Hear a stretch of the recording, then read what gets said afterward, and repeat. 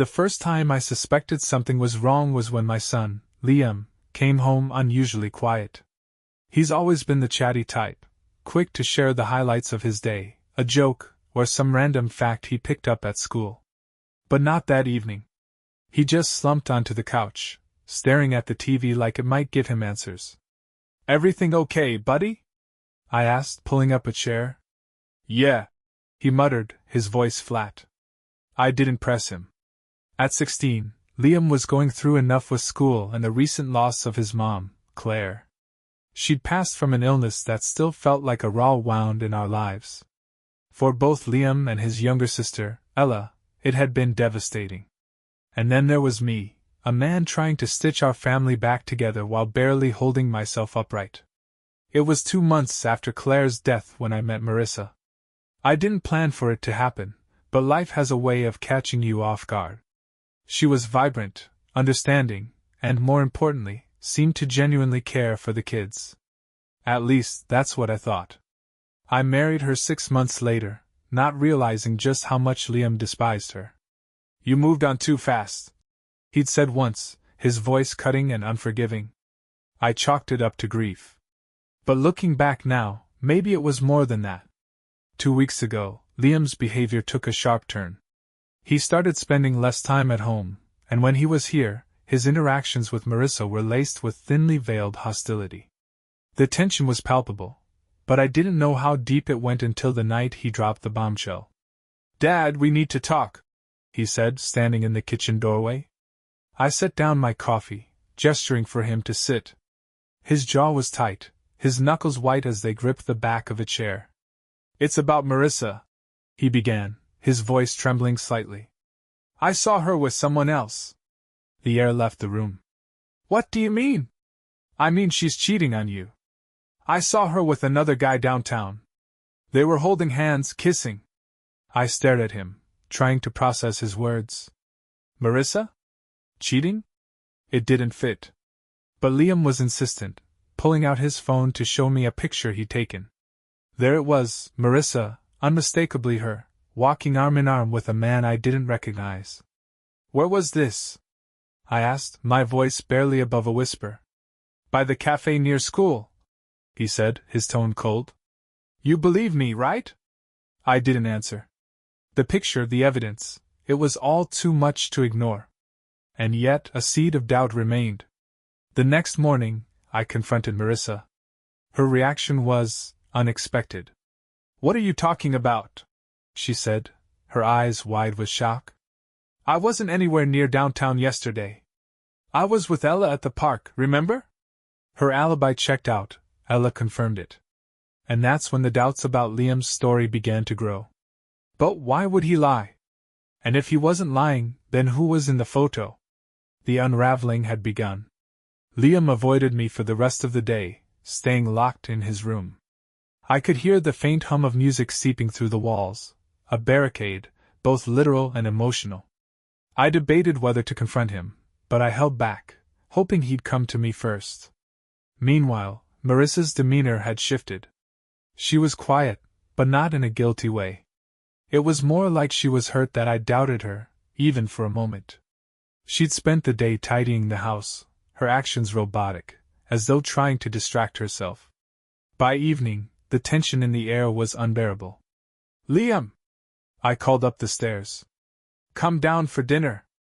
"I'm not hungry," came the muffled reply. "No," I said, my voice firm. It wasn't a request. He appeared at the top of the stairs a minute later, his face set in a defiant scowl. As he sat down at the table, his gaze flicked to Marissa, then quickly away. Ella, oblivious to the storm brewing, chattered on about school and her new art project. I could barely focus on her words. Once dinner was done, I asked Ella to head to her room, telling her I needed to talk to Liam. She gave a little shrug, grabbed her plate, and skipped away. "What's going on?" I asked, leaning forward, my hands clasped on the table. "Why are you lying about Marissa?"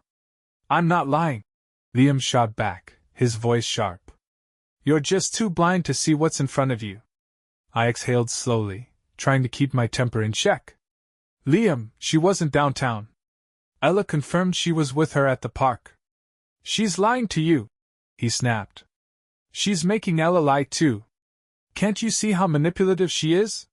Stop, I said, my voice rising. You're accusing her of something serious, and the evidence doesn't add up.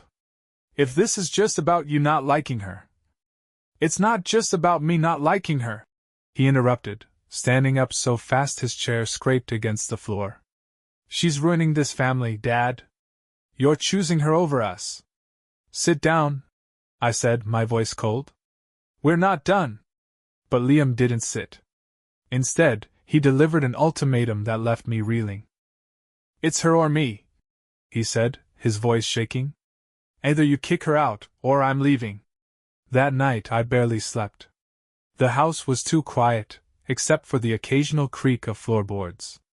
Marissa was in bed, staring at the ceiling, her back turned to me. I couldn't tell if she was asleep or just pretending. I didn't dare ask.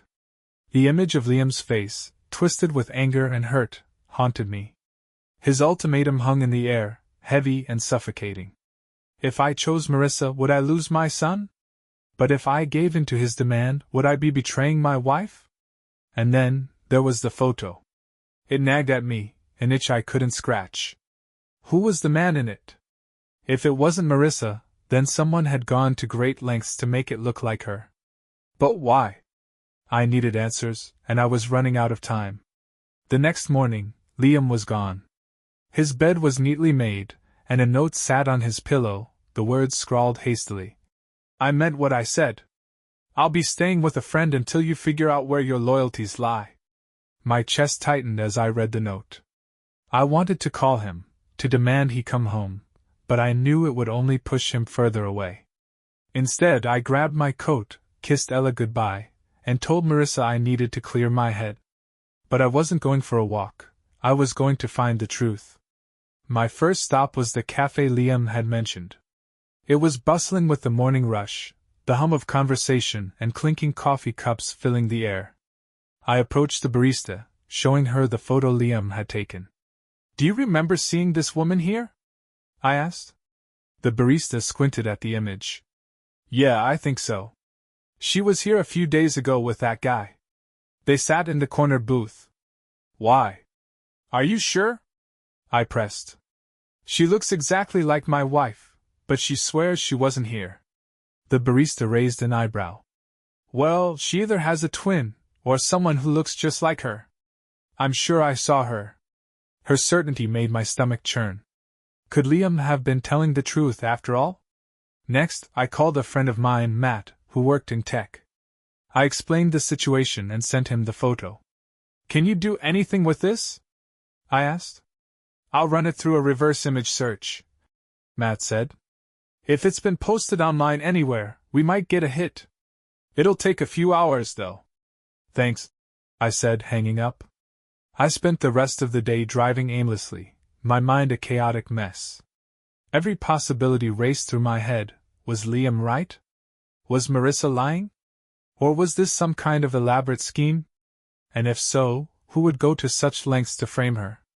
By the time I got home, I was exhausted, but the sight that greeted me sent a fresh wave of unease through me. Marissa was sitting at the dining table, her phone in hand, her face pale. When she looked up, her expression was one of confusion and hurt. What's wrong?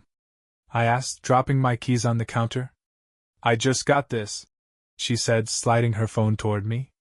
It was a message from an unknown number. Attached was the same photo Liam had shown me, along with a single line of text. You deserve better. That night, I couldn't shake the feeling that we were being played. The photo, the message, it felt calculated. But by whom? And why? I needed answers. Desperately. The next morning, Matt called with news. His voice carried a mixture of curiosity and concern. You're not going to believe this, he said. The photo wasn't posted online, but I ran it through some analysis tools. It's been edited. Edited how? I asked, gripping the phone tighter. There's a faint mismatch in lighting and shadows between the two figures. Whoever made this was good, but it's not perfect. The woman's face was swapped onto someone else's body. Relief and confusion hit me simultaneously. If the photo was doctored, that meant Marissa wasn't lying. But it also meant someone wanted me to think she was. Do you know who sent it? I asked. Matt sighed. No.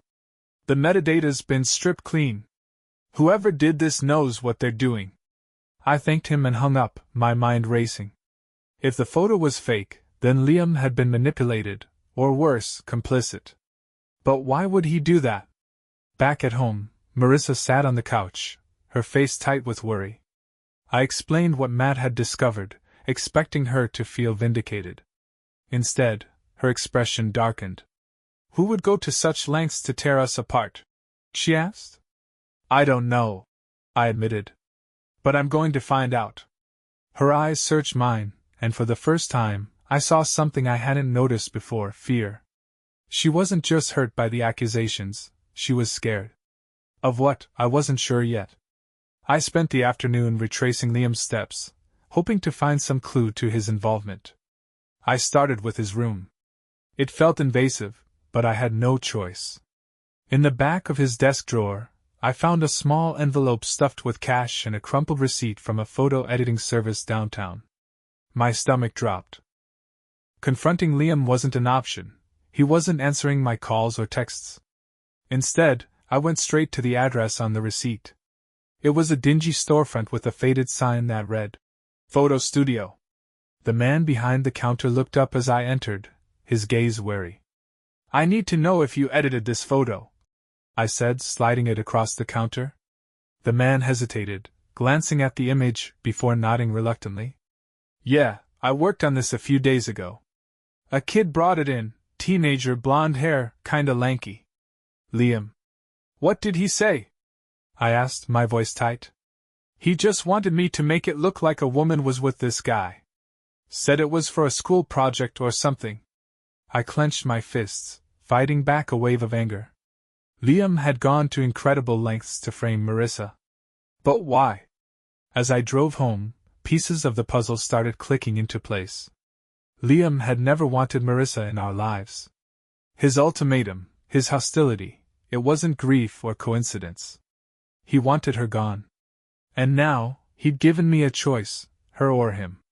But what I didn't understand was why he'd go so far. Had my remarriage hurt him that deeply? Or was there something I didn't know? Something darker? I pulled into the driveway, determined to confront Marissa with everything I'd learned. But as I stepped inside, my heart sank. She wasn't there. Her purse, her keys, they were all gone. And on the kitchen table was a note in her elegant handwriting. I can't stay in a house where I'm not trusted. Call me when you're ready to choose. The walls felt like they were closing in. First Liam, now Marissa. My family was splintering, and I was caught in the middle, not knowing who to believe. And then my phone buzzed with a message from another unknown number. You're almost there. Keep digging. Whoever was behind this wasn't finished yet. The cryptic text consumed my thoughts as I sat alone in the empty house. I reread it over and over, dissecting each word. You're almost there. Keep digging. Almost where? And digging for what? Liam wasn't answering his phone. Marissa was gone. The weight of it all pressed down on me, but the message was a thread I couldn't ignore. Someone was orchestrating this, and if they wanted me to dig, I'd oblige. But on my terms. The next morning, I called Ella's school, letting them know I'd be late picking her up. Then I spent the day piecing together the scattered fragments of this nightmare. The edited photo, the anonymous messages, Liam's involvement, it all led to the same question: who was pulling the strings? I started by revisiting the cafe. This time, I spoke to another barista who confirmed something strange. Liam had been there before, asking questions about people who frequented the cafe, specifically couples. Did he say why? I asked. The barista shrugged. He mentioned he was working on a project, something about photography. I didn't think much of it. A project? It sounded like the excuse he'd used at the photo studio. My son was spinning lies left and right, but the question remained, why? As I drove home, my phone buzzed again. Another unknown number. This time, it was a video. I pulled over to watch it, dread pooling in my stomach. The clip was shaky, filmed from a distance. It showed Liam, standing with a man I didn't recognize. They were outside a park, talking animatedly. Then the man handed Liam something, an envelope, and walked away. The video ended abruptly, leaving me with more questions than answers. Who was this man, and what was in the envelope? I forwarded the video to Matt, asking if he could enhance the footage. Then I dialed Liam again. To my surprise, he picked up. "What do you want?" he asked, his tone defensive. "We need to talk," I said. "In person." "There's nothing to talk about." "Liam," I said, my voice firm. "I know about the photo. I know you had it edited." Silence. Then, a sharp intake of breath. "I did what I had to do." "Why? What are you hiding?" "I'm not hiding anything," he snapped. "She's not who you think she is, Dad. You're so blinded by her that you can't see what she's really like." "She didn't cheat, Liam," I said, my frustration boiling over. "You made that up." "No," he said, his voice dropping. "You're the one lying to yourself." Before I could respond, he hung up. That evening, Matt called back with an update. "I enhanced the video," he said. "The man talking to Liam, his name is Paul Sutter. Do you know him?" "Not personally, but he's got a reputation. He's a private investigator." "A private investigator?" My pulse quickened. If Liam had hired someone to dig into Marissa's past, that meant he believed there was something to find. But what could be so damning that he'd go to such extremes? "Do you have any way to contact him?" I asked. "Already sent you his number," Matt replied. I hung up, staring at the contact info on my screen. I hesitated for only a moment before dialing. Paul Sutter answered on the second ring, his voice gruff and impatient. "Who's this?" "My name is Daniel," I began. "You recently worked with my son, Liam." There was a long pause. "I'm sorry, but I can't discuss client matters. This is about my family," I pressed. "Liam's just a kid. Whatever he's involved in, I need to know." Another pause. Then, with a heavy sigh, Paul said, "Meet me tomorrow. 10 a.m. at Grayson Park." Before I could respond, he hung up. That night, I lay awake, the pieces of the puzzle swirling in my mind. Liam's hostility, Marissa's fear, the anonymous texts, everything pointed to a truth just out of reach. And whatever it was, I was going to uncover it. No matter the cost. Grayson Park was quiet the next morning, the kind of eerie calm that felt out of place given the chaos brewing in my life. Paul Sutter arrived 10 minutes late, stepping out of an old sedan with a face as weathered as his voice. He approached with a slow, deliberate stride, his eyes scanning the area as though expecting trouble. "You Daniel?" he asked, stopping a few feet away. I nodded. "You said you worked with my son?" Paul lit a cigarette, exhaling a cloud of smoke before answering. "Yeah, Liam came to me about 3 months ago. Said he wanted me to look into someone, your wife." The words hit me like a punch to the gut. "Why?" "He didn't say much, just that he didn't trust her. He was convinced she was hiding something." Paul's gaze hardened. "I don't ask questions, I just do the job. And what I found, well, it's not what you're going to want to hear."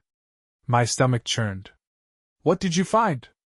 Paul reached into his jacket and pulled out a thin folder, handing it to me.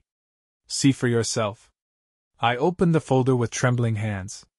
Inside were copies of documents, photos, and what appeared to be legal papers. The first photo was of Marissa, taken years ago. She looked younger, her hair a different color, but it was unmistakably her. The next was a mugshot. I froze, staring at the details printed below. Marissa, then going by another name, had been arrested for fraud and identity theft. "This has to be a mistake," I said, my voice barely audible. Paul shook his head. "It's not. She did time for it, too. 5 years in federal prison." I flipped through the rest of the documents, each one more damning than the last. Marissa had assumed a new identity after her release, leaving behind a string of burned relationships and financial scams. My knees felt weak as the realization hit me. The woman I married wasn't who she claimed to be.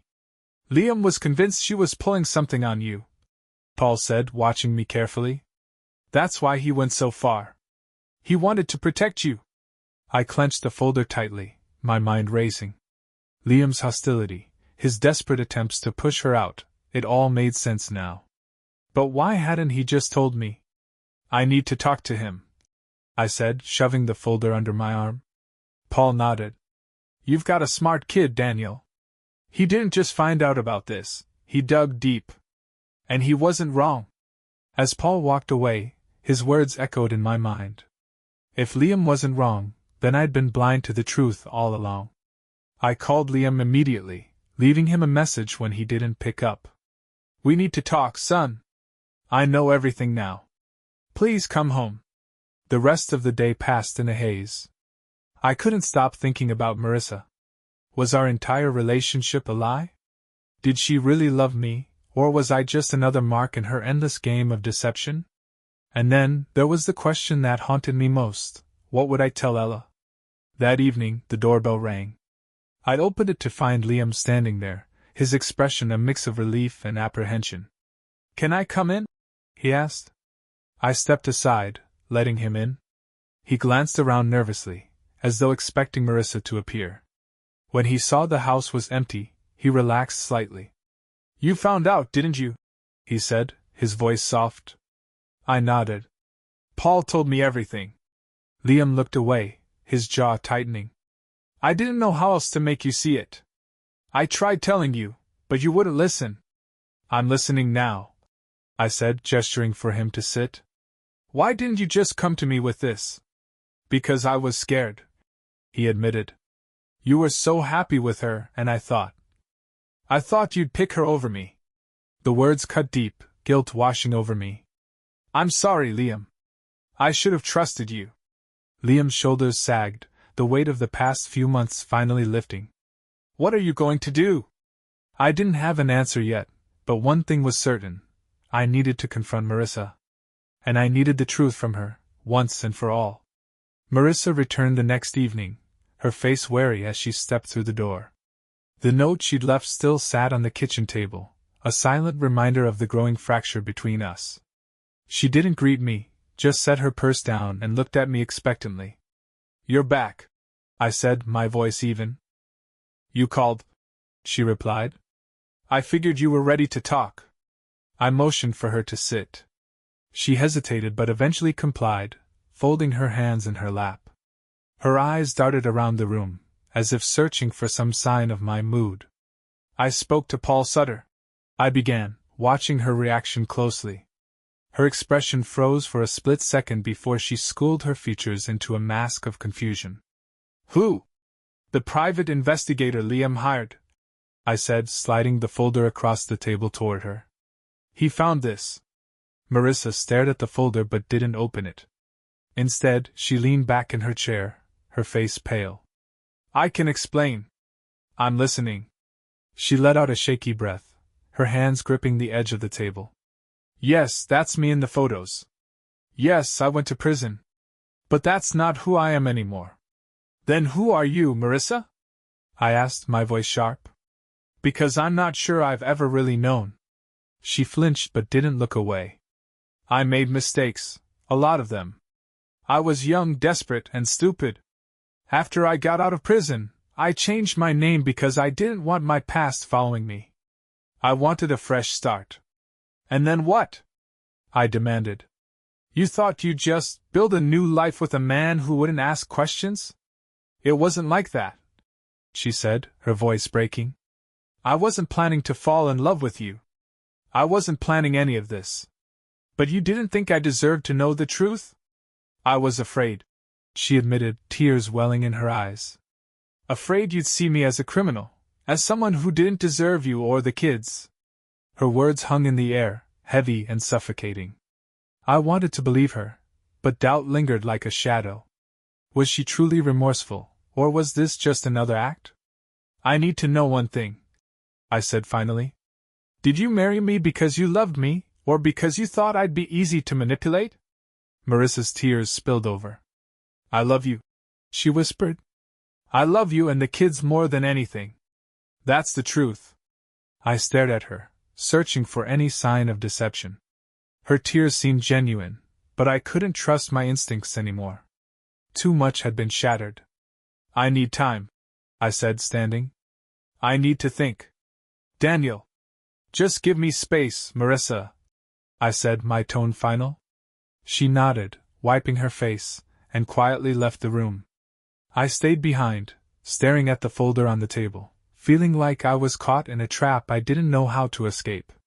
That night, as I lay awake, my phone buzzed with another text from the unknown number. You've found the truth. Now decide what to do with it. The decision felt impossible. But I knew I couldn't avoid it forever. The house was uncharacteristically quiet as I waited for Liam to arrive. Marissa had gone to her room, her earlier tears leaving her drained and distant. I was left with only my thoughts and the folder Paul Sutter had given me. I read through it again, hoping that repetition might dull the sharp edges of the revelations inside, but it didn't. Each page reinforced the truth. Marissa had lied about everything, her past, her name, and possibly even her intentions.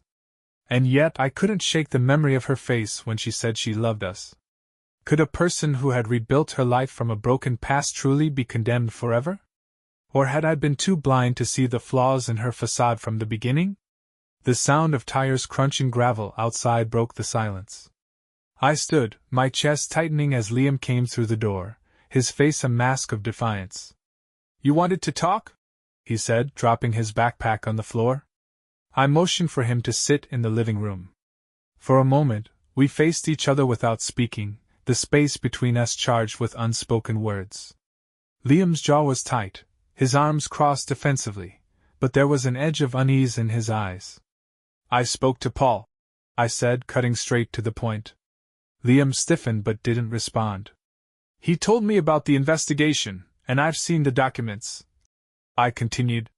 What I don't understand is why you didn't come to me with this. You wouldn't have listened, he said flatly. How do you know that? I asked, my voice rising slightly. You didn't even try. His eyes flashed with frustration. Because you were too busy pretending everything was perfect. You didn't want to see it, Dad. You wanted her to be some miracle that fixed everything after Mom. His words hit like a slap, the truth in them undeniable. Maybe I had been clinging to the idea of Marissa as a solution rather than seeing her, as she truly was. But that didn't excuse what Liam had done. You lied to me, I said, my voice hard. You didn't just uncover the truth, you manipulated it. The edited photo, the investigator, all of it. You set this up to force my hand. I had to. Liam shouted, rising from the couch. You weren't going to do anything. She's been lying to us since the day she walked through that door. And what about your sister? I countered, standing as well. Did you think about what this would do to Ella? She loves Marissa. How do I explain this to her? Liam faltered, his anger deflating slightly.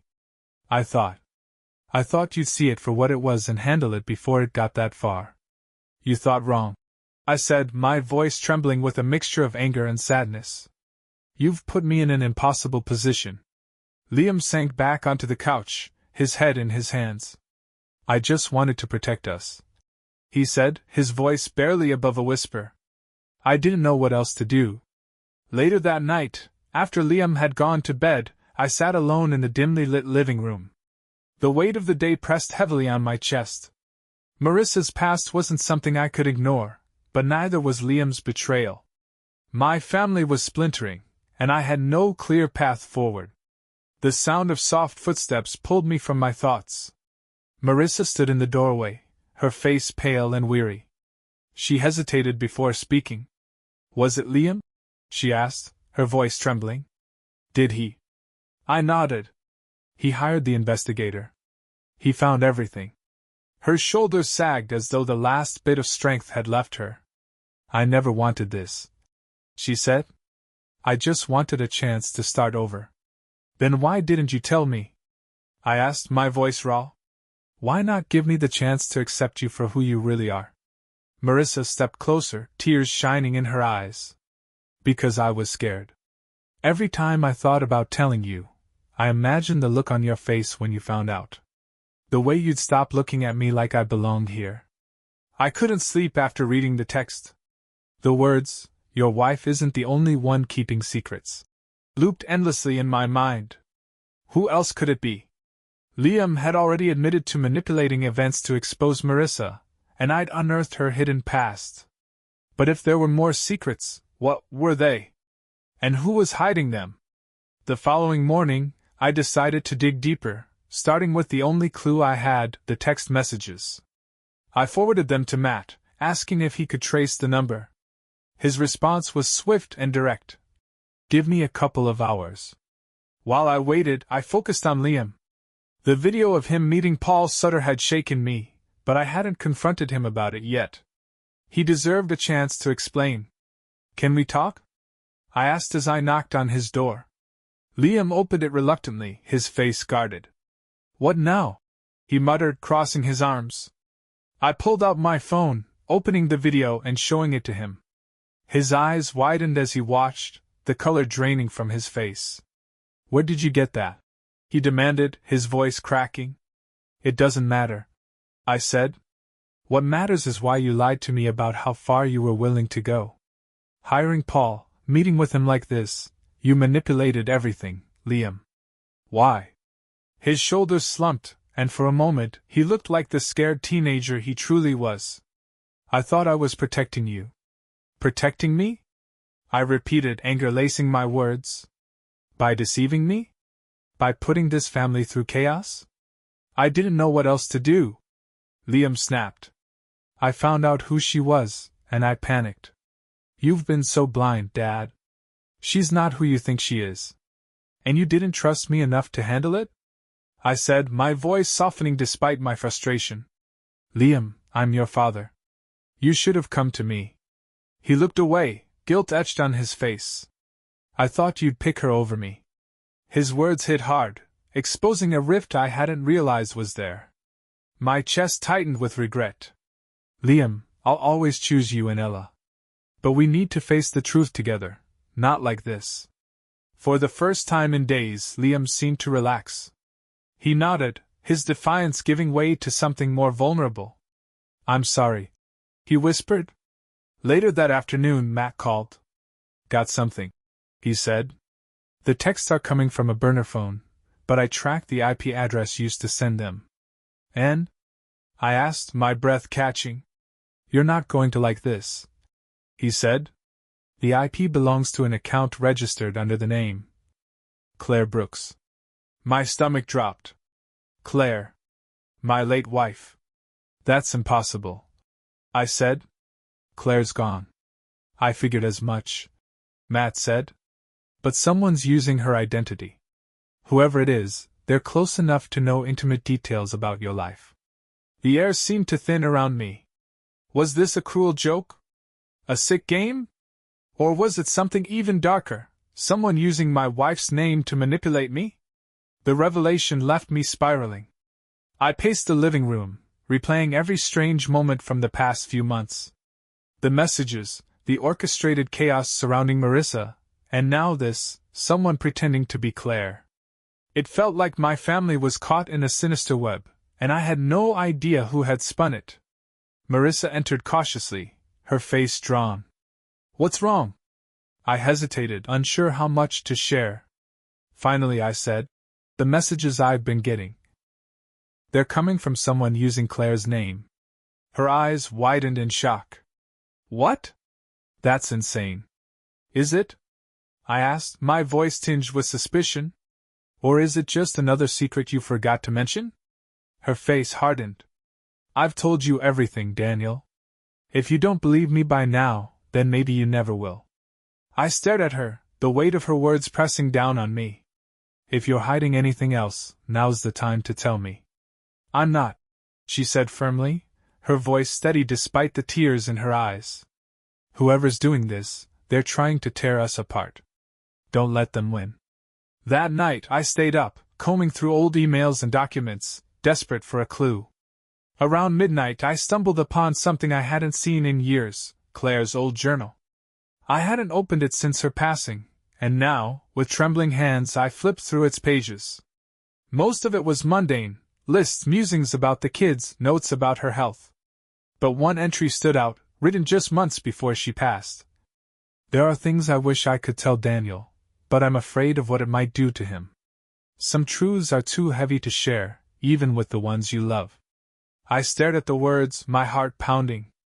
What truth? What could Claire have been hiding? I felt like I was slipping deeper into a mystery I didn't understand, each layer more painful and confusing than the last. And at the center of it all was the family I'd built, a family that now felt like it was teetering on the edge of collapse. Whoever was behind this wasn't just attacking Marissa, they were unearthing ghosts I wasn't ready to face. And I feared the worst was yet to come. I spent the next day on autopilot, my thoughts consumed by the journal entry. Claire had been hiding something, but what? And how could it connect to the chaos that had engulfed my family? The answers felt maddeningly close, yet just out of reach. By evening, I received another text from the unknown number. Check the box in the attic. The attic. I hadn't been up there since before Claire passed. My heart raced as I climbed the creaky ladder, the faint smell of dust and wood filling the air. The space was cramped, filled with old boxes and forgotten keepsakes. I scanned the room, unsure of what to look for, until I saw it, a small, unmarked box tucked in the corner. My hands trembled as I pulled it down and pried it open. Inside were letters, dozens of them, addressed to Claire. The return address belonged to someone I didn't recognize, Pauline Anders. I read the first letter, my pulse quickening with every word. Pauline was Claire's estranged sister, a woman I had never met, someone Claire had never mentioned. The letters spoke of a painful falling out years ago, but what struck me most was the final letter, dated just weeks before Claire's death. Claire, I'm sorry for everything. I know you don't trust me, but I need your help. If something happens to me, promise me you'll protect my son. He doesn't know the truth about his father, and I fear what he'll do if he ever finds out. Pauline. The truth hit me like a freight train. Liam wasn't just my son, he was Pauline's. Claire had been raising her nephew as her own, and she'd taken that secret to the grave. I staggered down the ladder, my legs barely able to hold me. My entire world felt like it had been flipped upside down. Liam wasn't mine biologically, but he was still my son in every way that mattered. Yet this revelation explained so much: his anger, his feeling of displacement after Claire's death, his desperate attempts to control the family's direction. As I tried to process it all, another text arrived. Now you know. But does he? I called Liam into the living room that night. He came reluctantly, his face wary. Marissa stayed in the kitchen, keeping her distance. What's this about? Liam asked, his tone defensive. I found something in the attic. I began, holding up the box of letters. Something about your mother. His expression shifted, a flicker of fear crossing his face. What are you talking about? I took a deep breath. Liam, I need to tell you something I should have known but didn't. Claire wasn't your biological mother. She was your aunt. The words hung in the air like a bomb waiting to explode. Liam stared at me, his face a mix of confusion and disbelief. What are you saying? He asked, his voice barely above a whisper. Your mother, Pauline, was Claire's sister. For reasons I don't fully understand yet, she left you with Claire to raise as her own. Claire never told me, and I don't think she ever planned to. Liam's breathing quickened, his fists clenching at his sides. You're lying, he said, his voice shaking. This is just some sick excuse to defend her. He shot a glare toward the kitchen, where Marissa was silently watching. I'm not lying, I said, my voice firm but gentle. I have letters from Pauline. This isn't about Marissa, it's about you, and the truth of where you come from. No, he said, stepping back. You're wrong. Claire was my mom. She loved me. She did love you, I said, my voice cracking. That's why she kept this secret, to protect you. Liam stormed out of the house, slamming the door behind him. I didn't try to stop him. He needed space, just as I had when I first learned the truth. Marissa approached cautiously, her eyes filled with concern. What happens now? She asked. I don't know, I admitted. But this isn't just about us anymore. It's about Liam. She nodded, placing a hand on my arm. Whatever happens, I'm here. For you, for Ella, for Liam, if he'll let me be. I wanted to believe her, but the weight of everything still hung heavy between us. Could we move forward with so many lies and betrayals in our past? Hours later, Liam returned. His eyes were red, his face pale. He sat down across from me without a word. I'm sorry, I said softly. I know this changes everything, but it doesn't change how much I love you. Liam wiped his eyes, nodding slowly. I don't know who I am anymore. You're my son, I said firmly. And you always will be. For the first time in weeks, the tension between us eased. But as we sat in the silence, I couldn't help but wonder, who had orchestrated all of this? The texts, the manipulation, it had all been too calculated to be random. And now, with Pauline's shadow looming over us, I feared the storm was far from over. The next morning, another message arrived. There's more to uncover. Keep digging. I stared at the screen, my chest tightening. Whoever was behind this wasn't finished yet. And neither was I. Her words hung in the air, and for a moment, I saw her not as the woman who had lied to me, but as someone who had been running from her past for so long that she didn't know how to stop. I need to tell Ella, I said finally. She deserves to know. Marissa's face crumpled. Please, Daniel. Don't take her from me. She's the only part of this family that doesn't hate me. No one hates you, I said, though I wasn't sure if I believed it myself. But the truth has to come out. It always does. I went to bed that night with my thoughts spinning in a storm of uncertainty. Every time I closed my eyes, I saw Liam's angry face, Ella's innocent smile, and Marissa's tears. I'd built my life on the hope that I could hold my family together after Claire's death, but now it felt like everything was slipping through my fingers. As I lay there in the dark, my phone buzzed on the nightstand. Another message from the unknown number lit up the screen. Your wife isn't the only one keeping secrets. My blood ran cold. Who else could they mean? Liam? Someone from Marissa's past? The cryptic messages had been a thread leading me through this nightmare, but now it felt like the web was only growing larger. I stared at the screen, the words burning into my mind. If Marissa wasn't the only one keeping secrets, then the storm tearing through my family was far from over. The next morning, another message arrived.